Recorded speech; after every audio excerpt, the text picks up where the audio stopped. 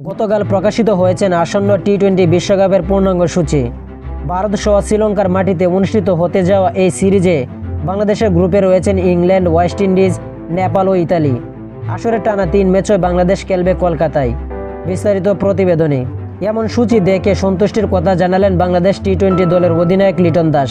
আয়ারল্যান্ডের বিপক্ষে টি-20 সিরিজের শুরুর আগের দিন সংবাদ সম্মেলনে বিশ্বকাপ সূচি প্রসঙ্গে লিটন দাস বলেন, আমার কাছে মনে হয় টি-20 ফরম্যাটে খেলাগুলো খুবই ভালো হওয়ার কথা। সবগুলো টিমই টি-20 ফরম্যাটের জন্য ভালো দল। কলকাতায় খেলা হলে একটা সুবিধা, যেটা আমরা পরপর 3টা গেম খেলতে পারবো।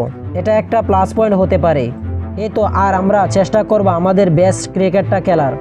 আয়ারল্যান্ড সিরিজে টি-20 বিশ্বকাপের প্রস্তুতি হিসাবে দেখছেন লিটন দাস। আমি এখানেও চাপ যে আমরা প্লেয়ারটা কঠিন অবস্থায় পড়বে, কিন্তু কঠিন অবস্থায় পড়ার পর যে জিনিসটা হয়েছিল শেষ সিরিজে আমরা জিততে পারিনি।